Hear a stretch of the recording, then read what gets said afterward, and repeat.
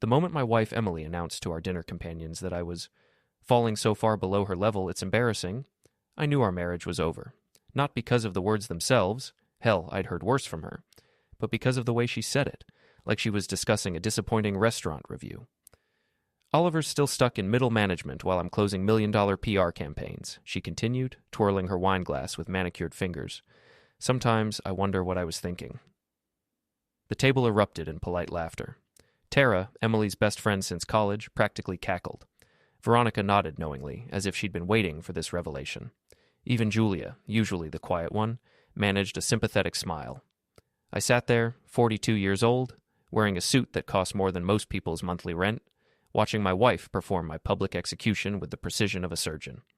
The irony wasn't lost on me. Here I was, a senior project manager at one of Boston's fastest-growing tech firms, being dismissed like some unemployed loser. Well, I said, setting down my fork with deliberate calm. At least I know where I stand.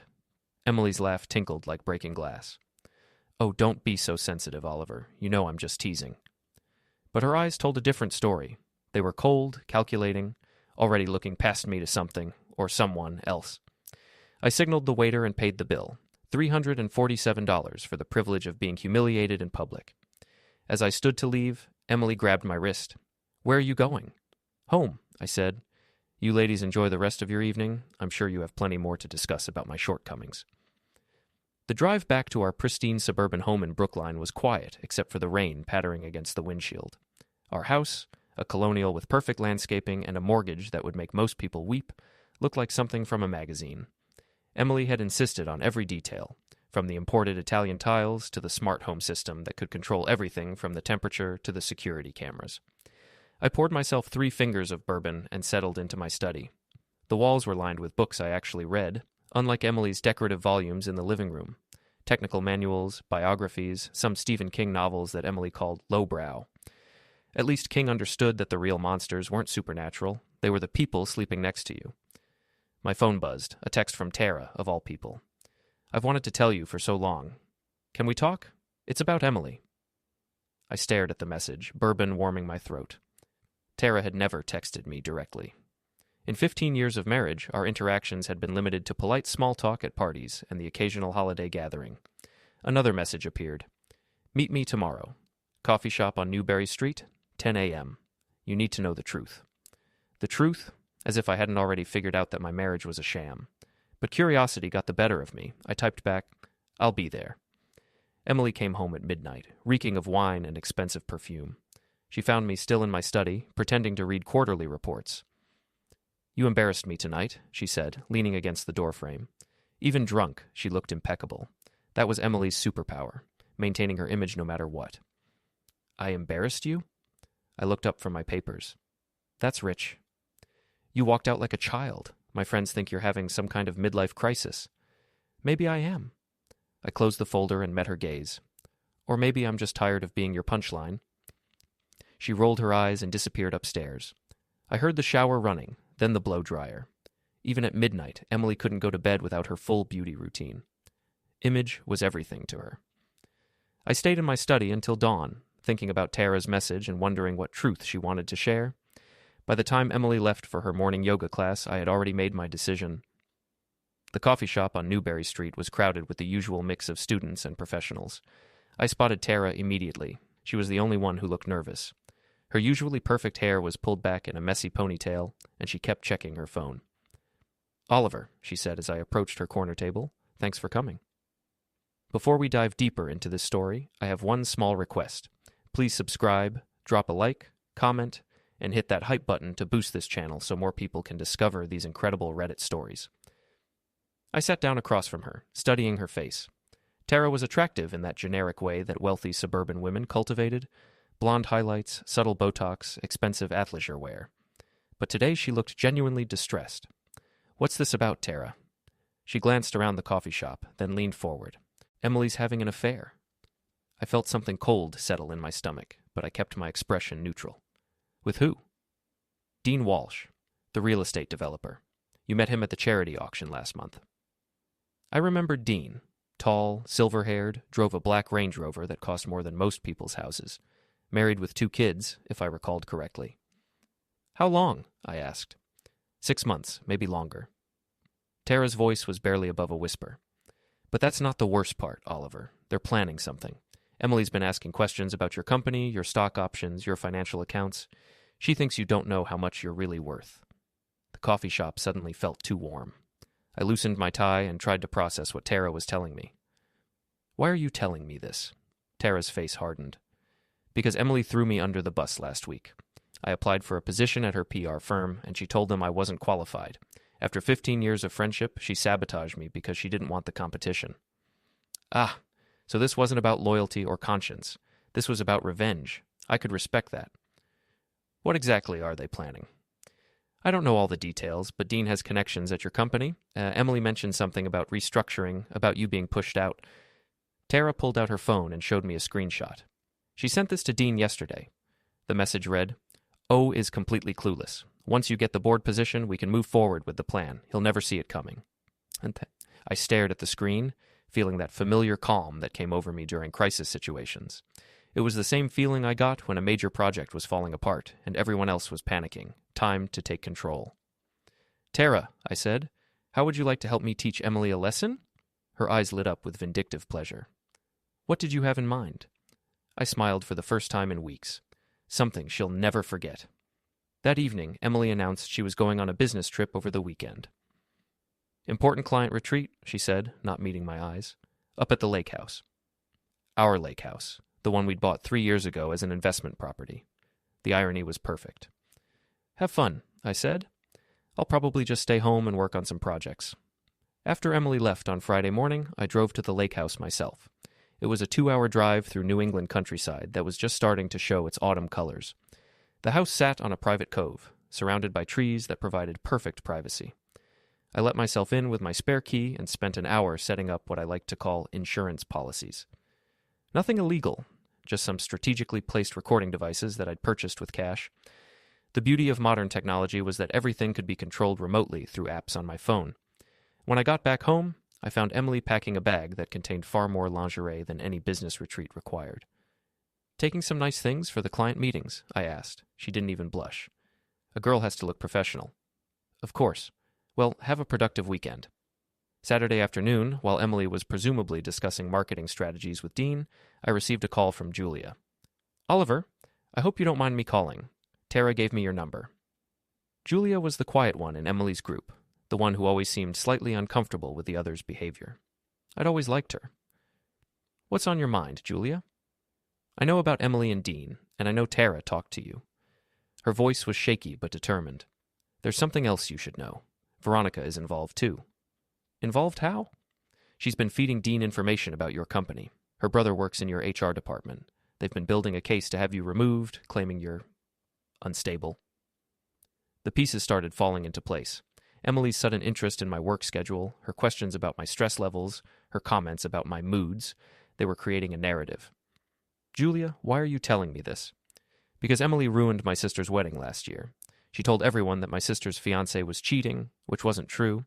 The wedding was called off, and my sister had a nervous breakdown. Emily did it because she was jealous that someone else was getting attention. Another revenge story. I was starting to see a pattern in Emily's behavior. What do you want me to do about it? I want to help you stop them, all of them. By Sunday evening, I had a plan. It wasn't complicated. The best plans never were. It just required patience, timing, and a willingness to play the game better than my opponents. Emily came home Sunday night glowing with satisfaction. She'd clearly had a wonderful business retreat. How was the client meeting? I asked. Very productive. I think we're going to land a big contract. That's great, honey. I'm proud of you. She looked surprised by my supportive tone. Really? Of course. We're a team, right? For just a moment, I saw something that might have been guilt flicker across her face. Then it was gone, replaced by her usual confident smile. Right. A team. That night, as Emily slept beside me, I stared at the ceiling and thought about the recordings I'd made at the lake house. Emily and Dean's weekend had been very educational. They'd discussed not just their affair, but their detailed plans to destroy my career and take control of my assets. The most interesting part was Dean's revelation that he'd already approached 2 board members at my company about having me removed. According to him, I was showing signs of instability and becoming a liability. Emily had laughed at that. Oliver's so trusting. He has no idea what's coming. Well, she was half right. I had been trusting, but that was about to change. I rolled over and looked at my sleeping wife. In the dim light from our alarm clock, she looked peaceful, almost innocent. It was hard to believe that this woman had spent the weekend planning my destruction while having passionate encounters with another man in our own bed. "Sweet dreams, Emily," I whispered. "Enjoy them while you can." Tomorrow, the real game would begin. Monday morning arrived with the kind of crisp October air that made everything seem possible. I woke up early, made coffee, and watched Emily get ready for work through the bathroom mirror. She was actually humming, as she applied her makeup. "You seem happy," I observed. "Just looking forward to a busy week. Lots of exciting projects coming up." "I'll bet," I thought. "Well, don't work too hard." After Emily left, I called in sick to work. Not entirely a lie. I was sick of being played for a fool. Instead of heading to the office, I drove to downtown Boston to meet with my lawyer. Richard Steinberg had handled our house purchase and Emily's business incorporation. He was expensive, thorough, and most importantly, discreet. "Oliver," he said, gesturing to a chair in his corner office overlooking Boston Harbor. "What can I do for you?" "I need to make some changes to my financial arrangements." Quietly. Richard raised an eyebrow but didn't ask questions. That's why I liked him. Over the next 2 hours, we restructured my assets in ways that would make them much harder for Emily to access. The house went into a trust with specific conditions. My stock options were transferred to a holding company. My savings accounts were moved to institutions where Emily wasn't a signatory. "This is quite comprehensive," Richard observed. "Are you anticipating some kind of legal action?" Let's just say I want to be prepared for any eventuality." "Very well. These changes will take effect by the end of the week." My next stop was a meeting with Tom Bradley, my closest colleague at work. Tom was a straight shooter who'd been with the company for 8 years. If anyone could give me insight into what Dean Walsh was planning, it would be him. We met at a restaurant near our office building, far enough from work that we wouldn't be overheard. "Tom, I need to ask you something, and I need you to be completely honest with me." "Shoot." "Have you heard any rumors about my position at the company? Anything about my performance or stability?" Tom's expression grew serious. "Actually, yes. There's been some chatter. Nothing official, but a couple of board members have been asking questions about your recent projects, your management style." "Which board members?" "Harrison and Kellerman. They've been having a lot of private meetings lately, and there's a new guy they're considering for the board, some real estate developer named Walsh." My stomach clenched. "Dean Walsh?" "Yeah, that's him." "You know him?" "We've met." "What's his angle?" "Apparently he's looking to invest in tech companies. Harrison thinks he could bring valuable connections and capital." I nodded, processing this information. Dean wasn't just trying to steal my wife. He was positioning himself to steal my career, too. "Tom, I need you to do me a favor. Keep your ears open. If you hear anything else about this Walsh situation, let me know immediately." "Oliver, is everything okay? You seem—" "I'm fine. Just being cautious." That afternoon, I met Julia at a small cafe in Cambridge. She looked nervous, but determined. "I have more information," she said without preamble. "Veronica's brother, the one in HR, his name is Paul Morrison. He's been documenting everything. Your sick days, any complaints about your projects, even casual comments from coworkers." "What kind of comments?" "Anything that could be interpreted as signs of stress or instability. Last month, when you had that argument with the software team about the deadline changes, Paul wrote it up as aggressive behavior towards subordinates. The manipulation was more sophisticated than I'd given them credit for. They were building a paper trail that would justify my removal. Julia, I need you to do something for me. Can you get close to Veronica? Maybe ask her to lunch, get her talking? What should I be looking for? Anything about their timeline? When they are planning to make their move?" Julia nodded. "I can do that. But Oliver, be careful. Emily's been asking questions about you too. She wanted to know if I thought you'd been acting strange lately." "What did you tell her?" "I said you seemed fine to me, but she's definitely building a narrative." That evening, Emily came home in an excellent mood. She'd brought takeout from our favorite Thai restaurant and a bottle of expensive wine. "What's the occasion?" I asked. "Can't a wife just want to have a nice dinner with her husband?" We ate in the dining room like a normal couple. Emily chatted about her day, asked about mine. If I hadn't known what she was planning, I might have thought we were having a reconciliation. "Oliver," she said over dessert, "I've been thinking about us lately." "Oh?" "I know I've been focused on work, maybe neglecting our relationship. I want to change that." I looked at her across the table. This woman I'd been married to for 15 years. She was still beautiful, still charming when she wanted to be, but now I could see the calculation behind her smile. That's good to hear, Emily. I want us to work, too. She reached across the table and took my hand. Maybe we should plan a vacation, get away from all the stress. What kind of stress? Well, you've been working so hard lately. Sometimes I worry about you. There it was, the setup. She was planting seeds, establishing the narrative that I was overworked and unstable. I feel fine, I said. Better than I have in months, actually. Something flickered in her eyes. Disappointment? Frustration? That's wonderful, honey. I'm glad to hear it. The next morning, I implemented Phase 2 of my plan. I called Dean Walsh's office and scheduled a meeting under the pretense of discussing a potential real estate investment. Dean's office was everything I expected.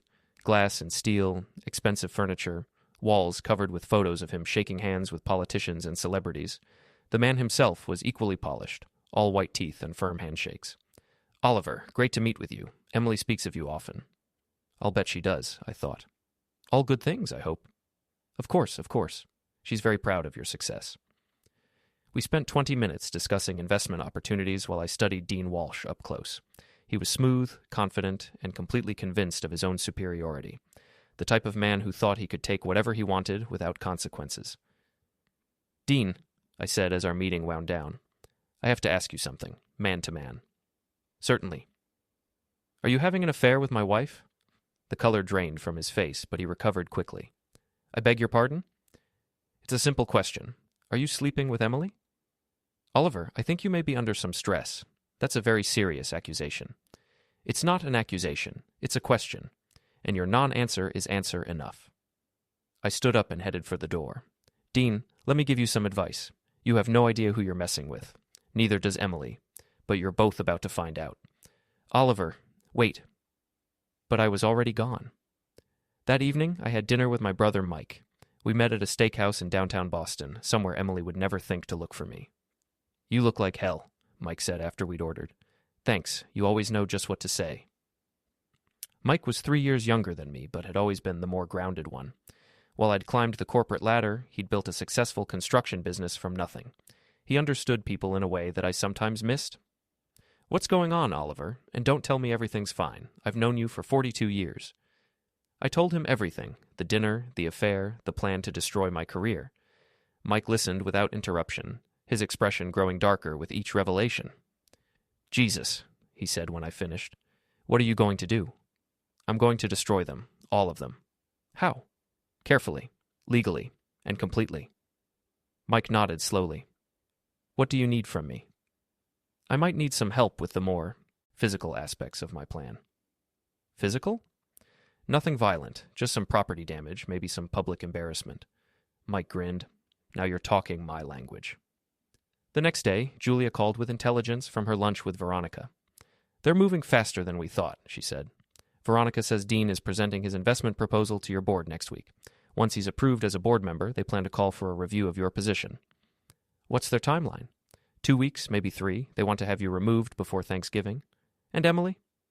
She's already been looking at apartments, expensive ones. She thinks she's going to get half of everything in the divorce, plus alimony. I almost laughed. Emily had always been bad with details. She had no idea how much our financial situation had changed in the past week. Julia, you've been incredibly helpful. Is there anything I can do for you? Just make sure they get what they deserve. Oh, they will. Trust me on that. That night, as Emily slept beside me, I lay awake planning the next phase of my campaign. They thought they were playing chess while I was playing checkers. Time to show them how wrong they were. I pulled out my phone and started making a list. Dean Walsh was first. I was going to hit him where it hurt most. His reputation, his business, his marriage. Emily would come next, but her punishment would be more elaborate. She deserved something special. By dawn, I had my strategy mapped out. It was going to be a busy week. Friday morning brought the first real test of my plan. Emily announced over breakfast that she had another client retreat planned for the weekend. Same client as last time? I asked innocently. Yes, they loved our presentation. They want to do some follow-up sessions. At the lake house again? Emily paused, her coffee cup halfway to her lips. How did you know it was at the lake house? Lucky guess. It's a great spot for retreats. Very private. She studied my face, looking for signs of suspicion. I kept my expression neutral, mildly interested but not concerned. Right. Well, I should be back Sunday evening. Take your time. I'm planning to catch up on some projects myself. After Emily left for work, I put the first phase of my counterattack into motion. I drove to Dean's neighborhood, an exclusive area of Newton where the houses started at $2 million and went up from there. Dean's house was a massive colonial with perfect landscaping and a circular driveway. His black Range Rover sat in front like a monument to his success. I parked down the street and waited. At 11 a.m., a woman emerged from the house with 2 young children. Dean's wife, Linda, was an attractive brunette who looked like she spent her mornings at yoga classes and her afternoons at charity meetings. The kids were maybe 8 and 10, dressed in expensive clothes and carrying designer backpacks. I followed them to an upscale elementary school, then to a Starbucks, where Linda met with a group of other mothers. Perfect suburban routine. I took photos of everything, not for blackmail, but for context. My next stop was Dean's office building. I spent an hour in the lobby, pretending to read magazines while observing the flow of people. Dean left for lunch at 12:30, alone, in his Range Rover. I followed him to an expensive restaurant where he met with 2 men I recognized from photos on my company's website, Harrison and Kellerman, the board members Tom had mentioned. This was it. They were finalizing their plan to bring Dean onto the board and push me out. I parked across the street and called Tom. Tom, I need you to do something for me. Can you find out when the next board meeting is scheduled? Hold on, I heard typing. Next Thursday, 2 o'clock. Perfect. One more thing.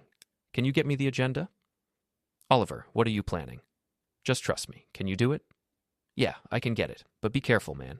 Whatever you're thinking of doing, make sure you don't give them ammunition. Don't worry, I'm way past caring about ammunition. That afternoon, I visited a private investigator named Jennifer Hayes. She came recommended by my lawyer and specialized in corporate espionage and marital affairs. I need comprehensive background checks on 3 people, I told her, sliding a list across her desk.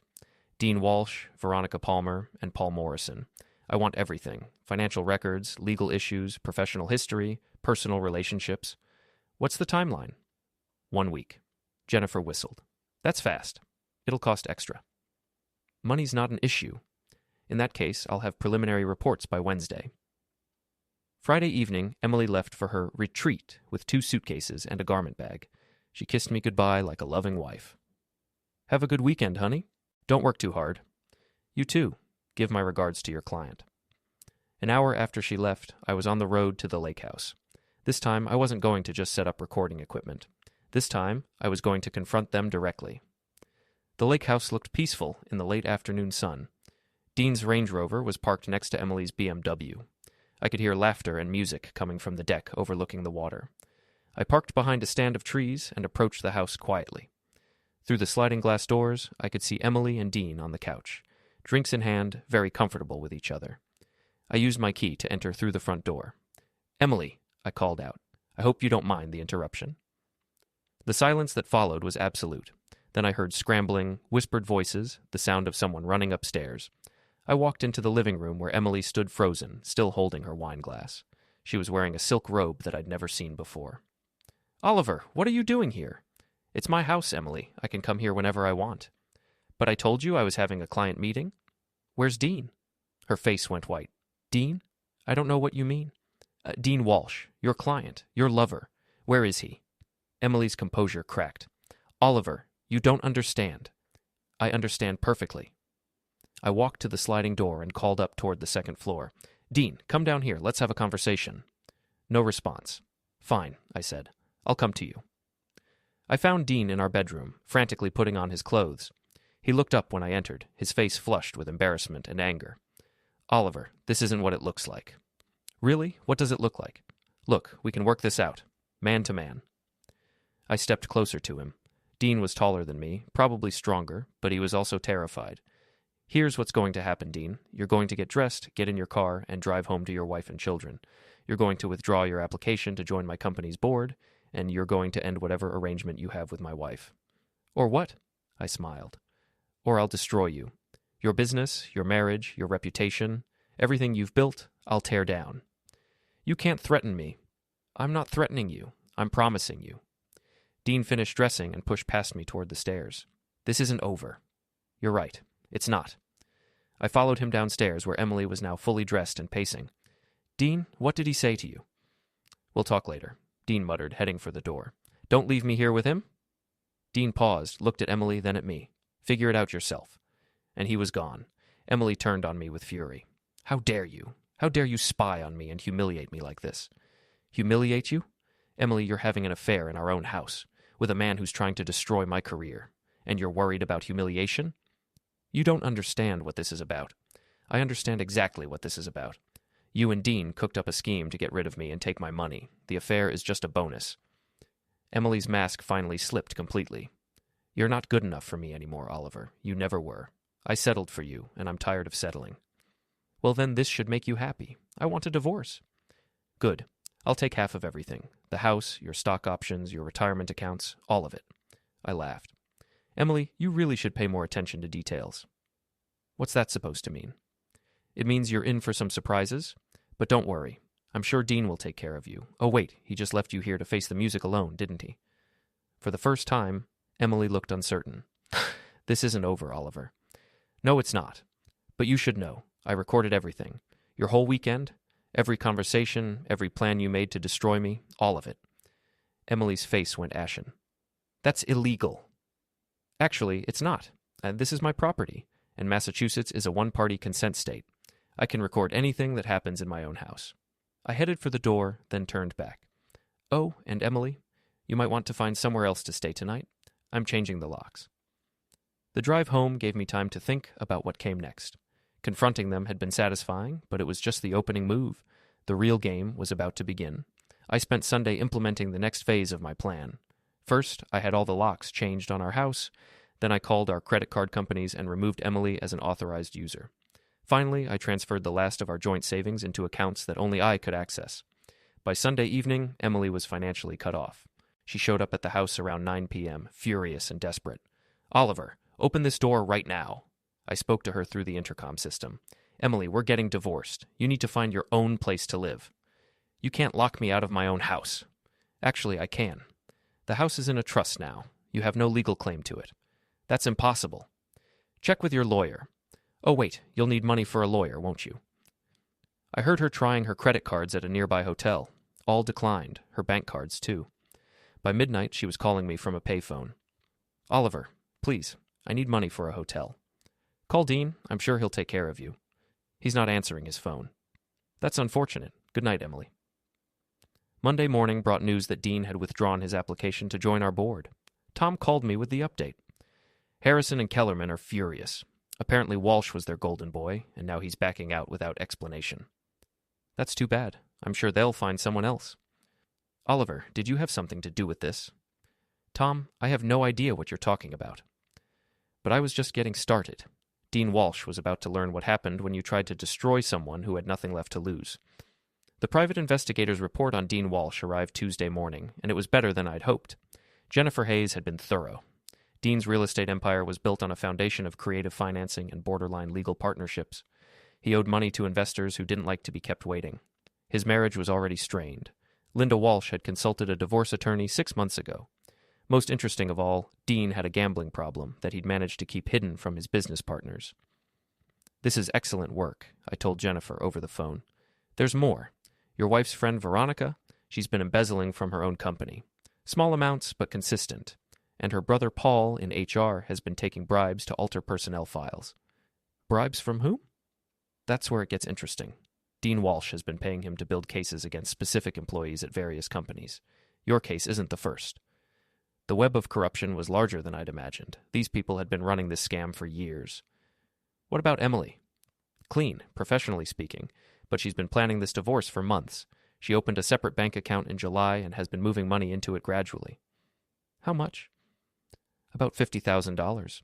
Money she skimmed from your joint accounts without your knowledge. I felt my anger crystallize into something cold and focused. Emily hadn't just betrayed me, she'd been robbing me blind while planning my destruction. Jennifer, I need one more thing.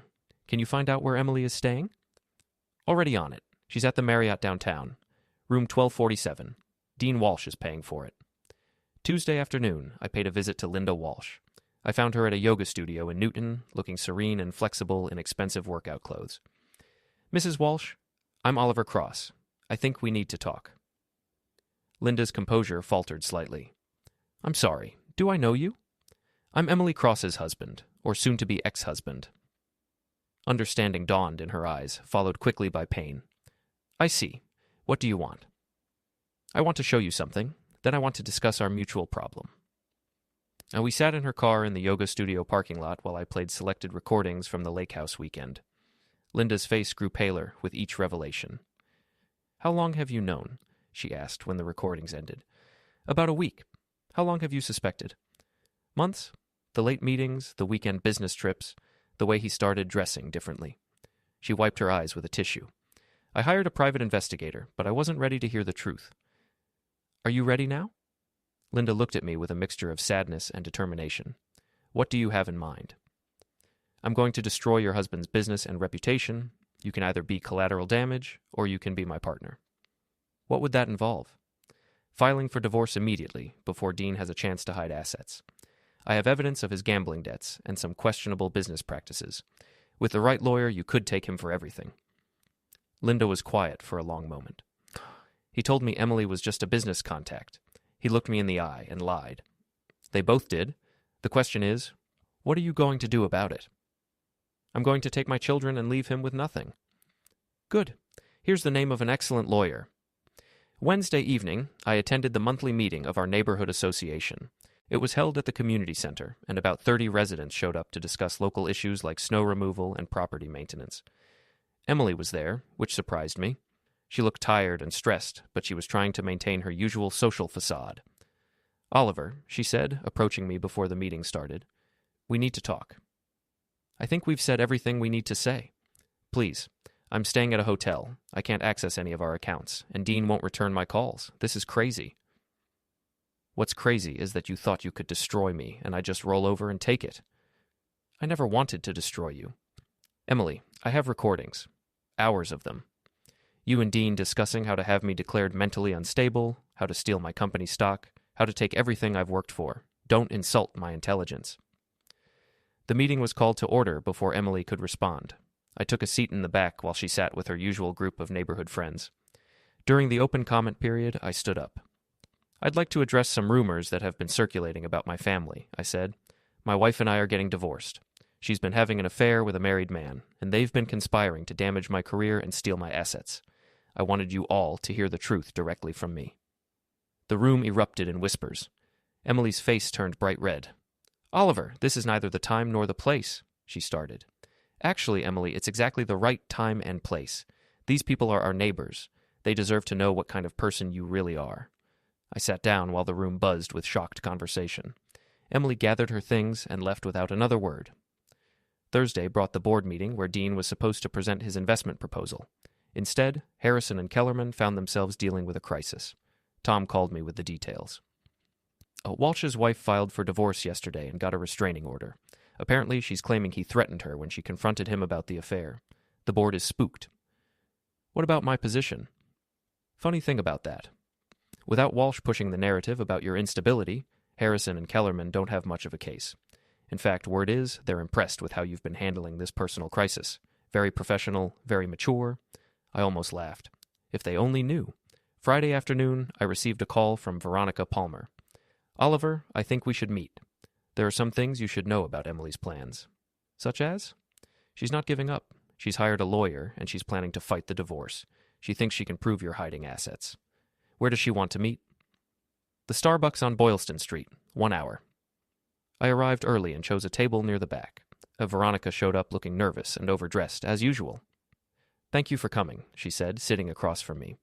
What's this really about, Veronica? Emily's planning something. She's been asking questions about your mental state, your behavior at home.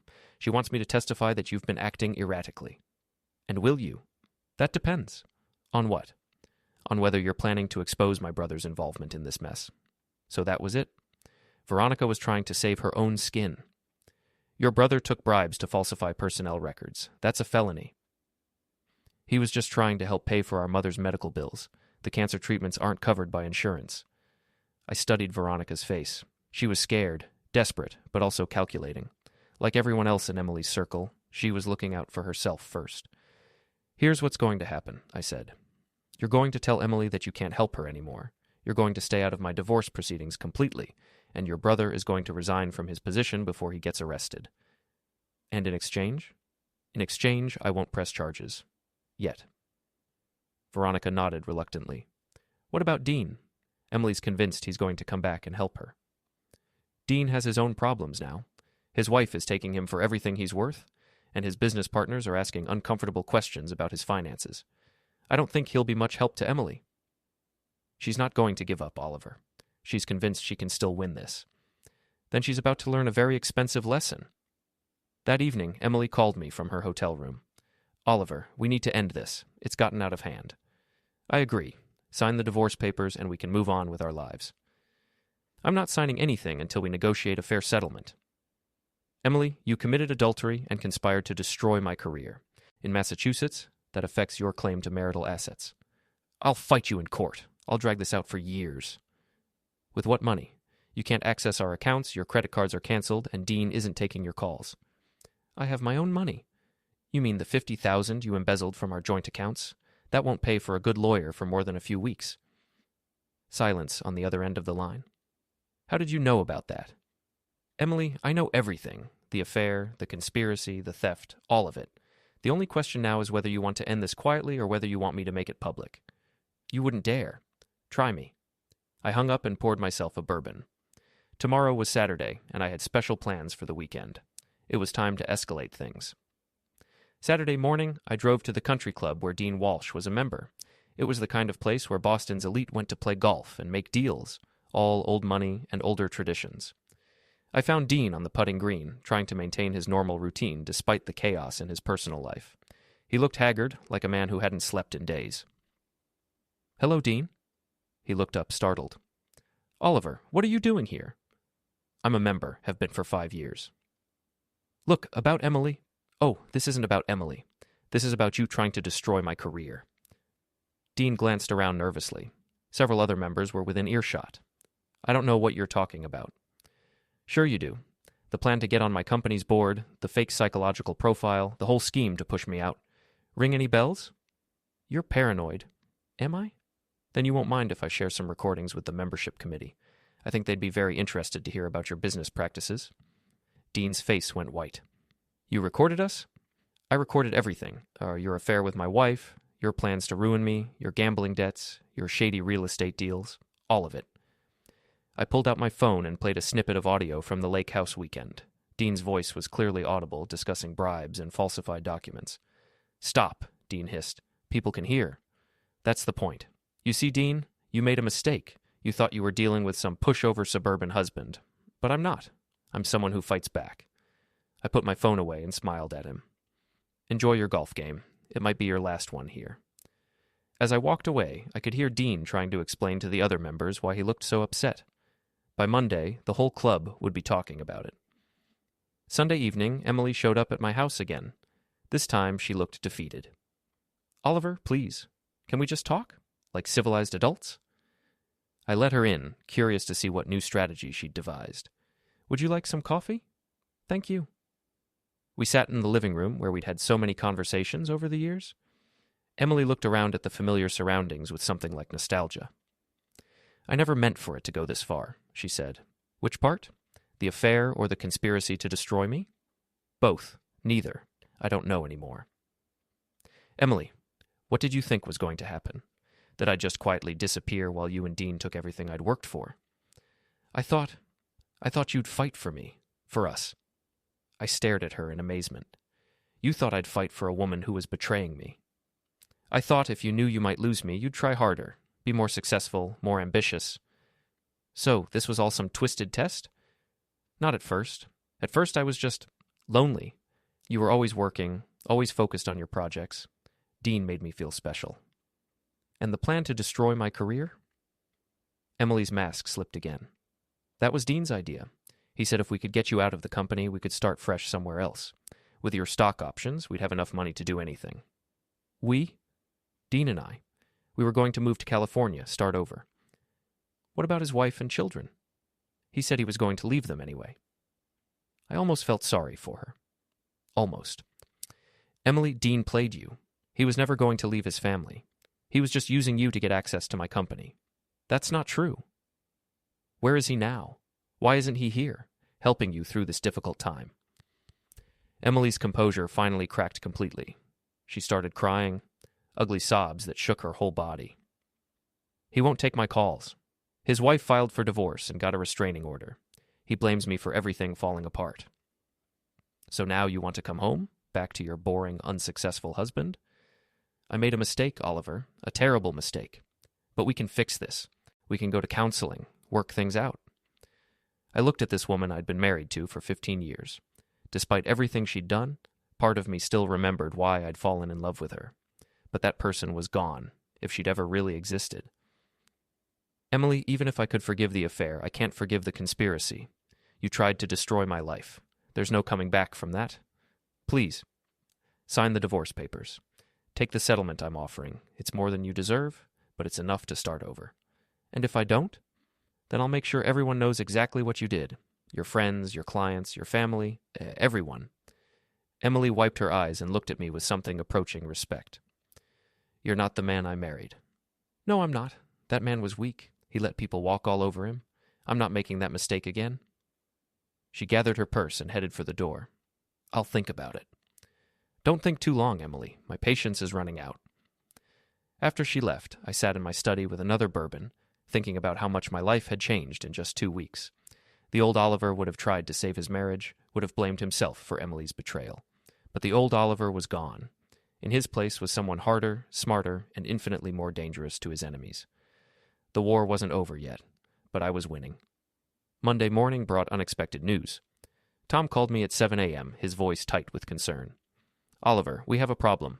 Emily showed up at the office this morning with a lawyer. She's claiming you've been embezzling company funds. I sat up in bed, instantly alert. What kind of evidence does she have? Bank records, apparently. She's saying you've been moving money around to hide it from the divorce proceedings, and some of it came from company accounts. Emily was making her final desperate play. I had to admire her audacity, even as I planned her complete destruction. Tom, I need you to do something for me. Can you get me a meeting with the full board? Today, if possible. Oliver, maybe you should talk to a lawyer first. I am talking to a lawyer, but I need that meeting, trust me. I called Richard Steinberg and explained the situation. This is serious, Oliver. If Emily can prove you've been moving company money, she can't prove it because it didn't happen, but I need to get ahead of this story before it spirals out of control. What do you want to do? I want to present my side to the board before Emily's accusations gain traction. Can you be there? Of course, but Oliver, if this goes badly, it won't. I have insurance. The board meeting was scheduled for 2 p.m. I spent the morning preparing my presentation, gathering evidence, and making final arrangements for what I hoped would be the end of this nightmare. At 1:45, I walked into the conference room where Harrison, Kellerman, and 3 other board members waited with grim expressions. Emily sat at one end of the table with her lawyer, a sharp-faced woman in an expensive suit.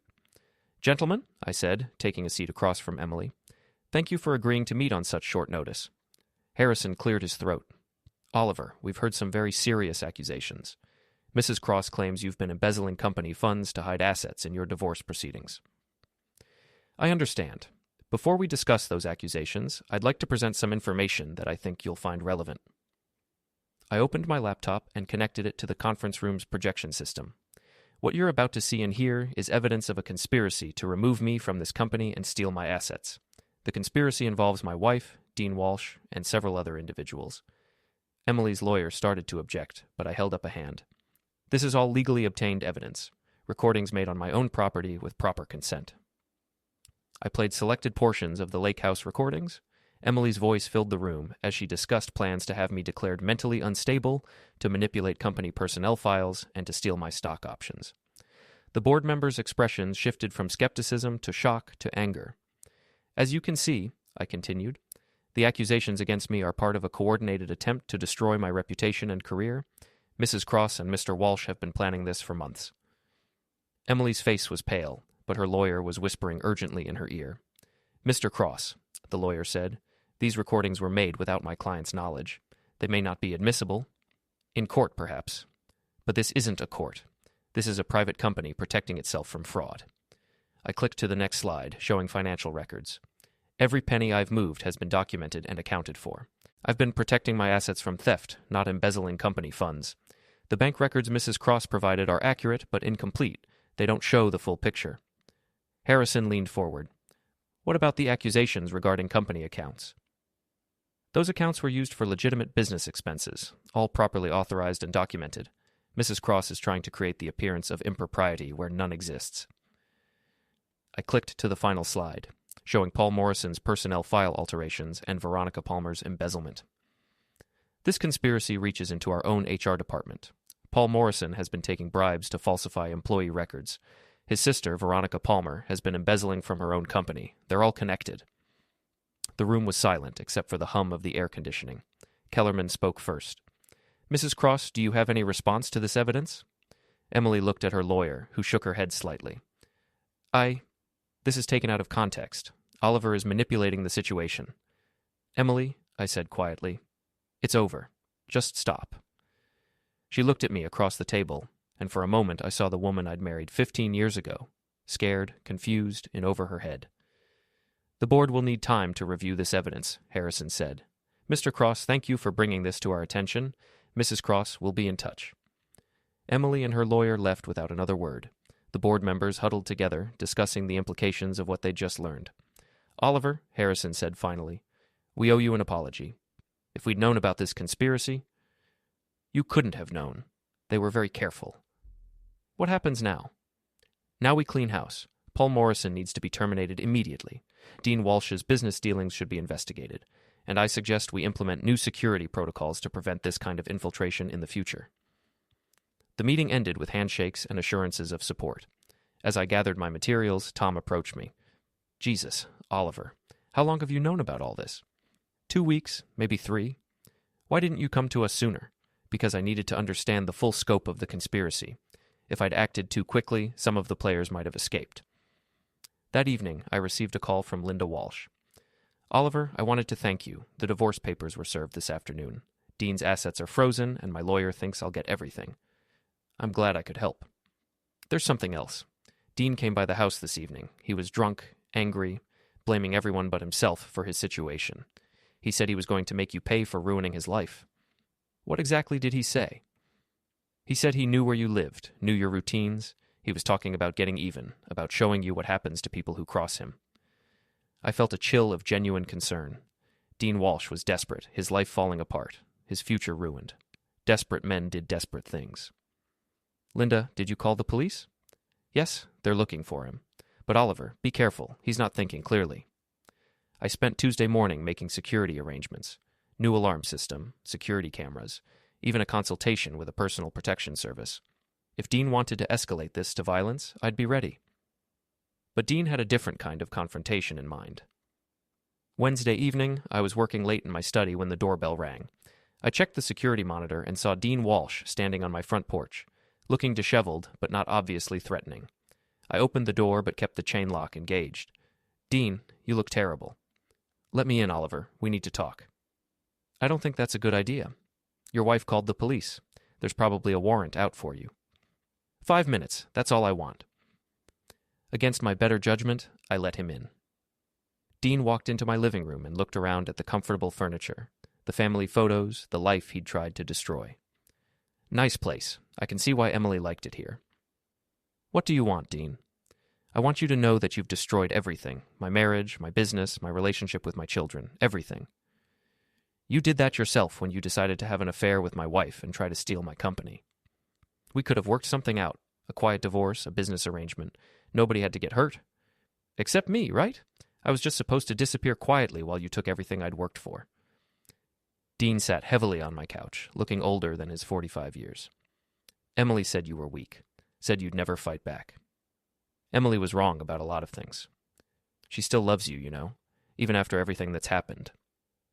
I poured myself a drink and offered one to Dean. He accepted it gratefully. No, she doesn't. Emily loves the idea of winning. She loves the game, but she doesn't love me, and she didn't love you either. Then what was this all about? Power, control, the thrill of manipulating people. Emily's always been like that. I just never wanted to see it. Dean finished his drink and stood up. So what happens now? Now you face the consequences of your choices, just like the rest of us. And Emily? Emily's going to sign the divorce papers and disappear from my life forever. Dean nodded slowly. For what it's worth, I'm sorry. I never meant for it to go this far. Yes, you did. You meant for it to go exactly this far. You just thought you'd win. After Dean left, I called the police and reported his visit. They picked him up an hour later at a bar downtown, drunk and ranting about conspiracy and betrayal. Thursday morning brought the final piece of news I'd been waiting for. Emily's lawyer called Richard Steinberg. Mrs. Cross is prepared to sign the divorce papers, Richard told me. She's accepting your settlement offer. What changed her mind? I think yesterday's board meeting convinced her that fighting you wasn't going to work. She's cutting her losses. Good. When can we finalize this? Tomorrow, if you want. She just has one request. Which is? She wants to see you one more time, to say goodbye properly. I thought about it for a moment. After everything that had happened, I wasn't sure I wanted to give Emily that closure. But then again, I had won. I could afford to be generous. Fine. But it has to be in a public place, and it has to be brief. We met at a coffee shop in Harvard Square, the same one where Tara had first told me about the affair. Emily looked tired but composed, dressed in a simple black dress that made her look younger and more vulnerable. Thank you for agreeing to see me, she said. You wanted to say goodbye, so say it. I want you to know that I never meant to hurt you, not really. Emily, you conspired to destroy my career and steal my money. How is that not meant to hurt me? I thought if I could make you fight for me, for us, it would prove that you still cared. So you decided to have an affair and try to ruin my life? I know how it sounds, but I felt invisible, Oliver, like I didn't matter to you anymore. I looked at this woman I'd been married to for 15 years, trying to find some remnant of the person I'd fallen in love with. But that person was gone, if she'd ever really existed. Emily, you mattered to me. You were my wife, my partner, the person I trusted most in the world, and you threw it all away for a fantasy. I know, and I'm sorry. Are you? Or are you just sorry you got caught? Emily was quiet for a long moment. Both, I think. At least she was being honest. What will you do now? I asked. Start over, maybe move to California like Dean and I planned. Except without Dean. With what money? The settlement you're giving me. It's more than I deserve. Yes, it is. Emily reached across the table and touched my hand briefly. For what it's worth, you're not the same man I married. No, I'm not. That man was naive. He trusted people who didn't deserve it. I miss him sometimes. I don't. We sat in silence for a few minutes, two people who had once shared everything and now had nothing left to say to each other.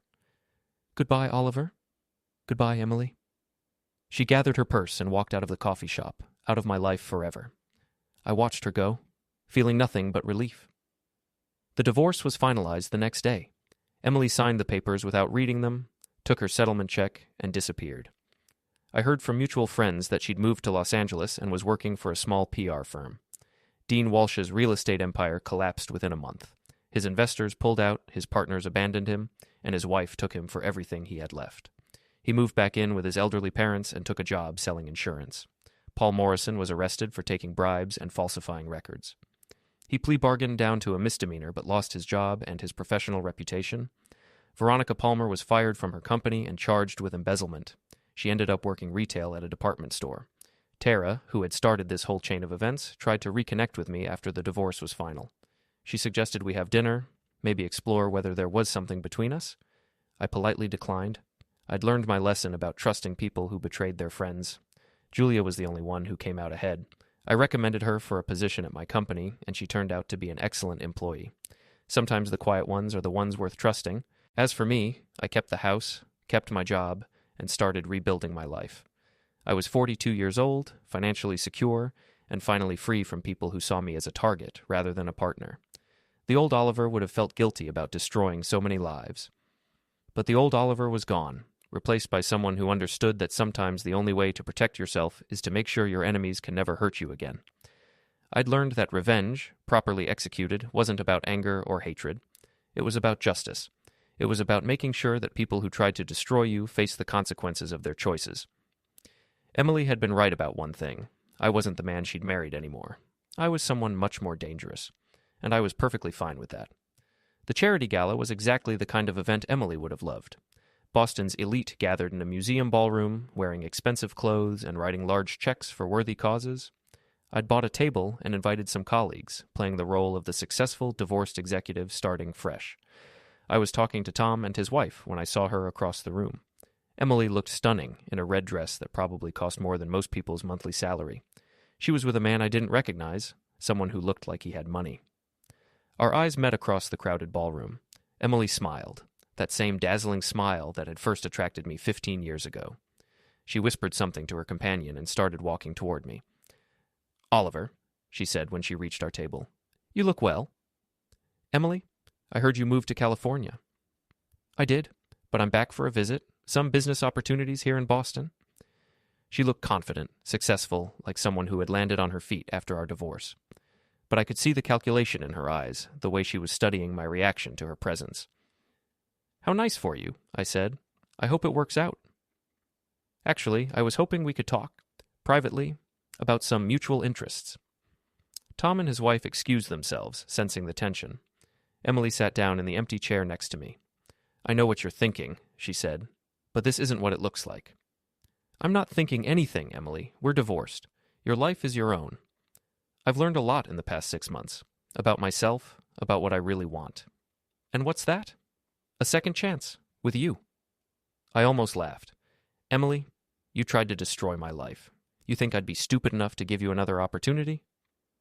"People change, Oliver. I've changed."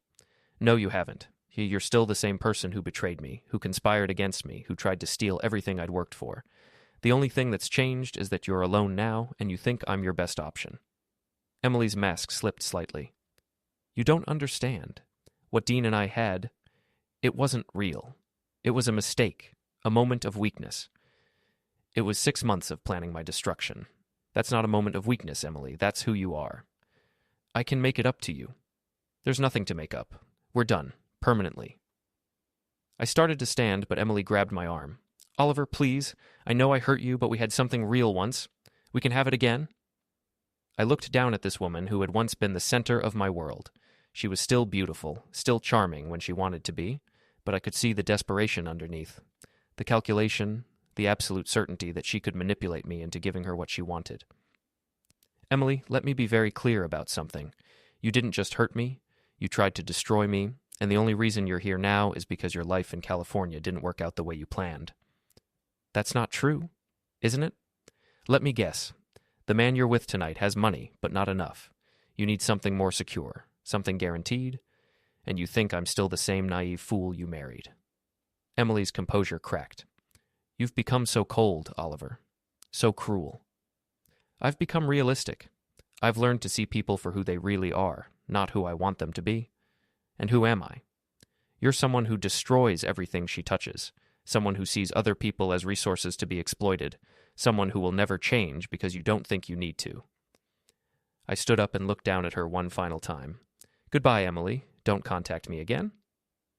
As I walked away, I heard her calling my name, but I didn't turn around. The old Oliver might have felt sorry for her, might have wondered if he was being too harsh. But the old Oliver was gone. In his place was someone who understood that some people couldn't be saved, couldn't be redeemed, couldn't be trusted. Some people could only be defeated.